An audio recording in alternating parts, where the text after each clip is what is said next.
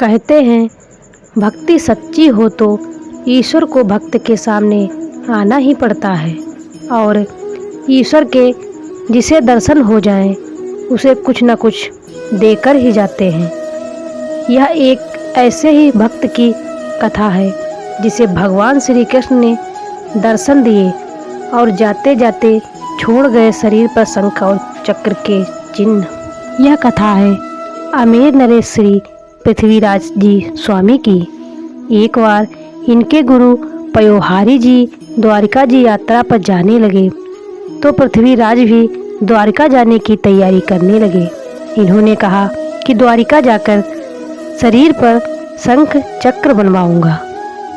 गुरु पयोहारी जी ने कहा कि अगर तुम राज्य छोड़कर चले जाओगे तो राज्य में अव्यवस्था फैल जाएगी, धर्म कर्म से लोगों का ध्यान हट जाएगा, इसीलिए आमेर में ही रहकर कृष्ण की भक्ति करो।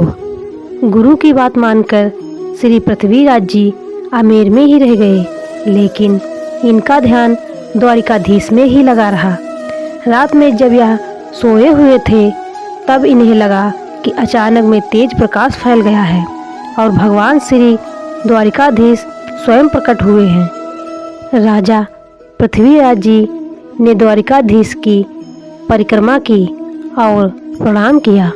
भगवान ने कहा कि तुम अब गोमती संगम में डुबकी लगाओ। राजा को लगा कि वह गोमती तट पर पहुंच गए हैं और गोमती में डुबकी लगा रहे हैं।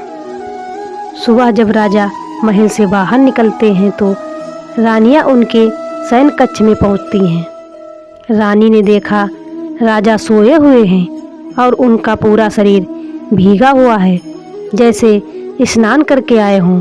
रानी ने देखा कि राजा के बाजू पर शंख और चक्र के निशान उभर आए हैं। राजा की नींद खुली तो वह भी इस चमत्कार को देखकर हैरान थे।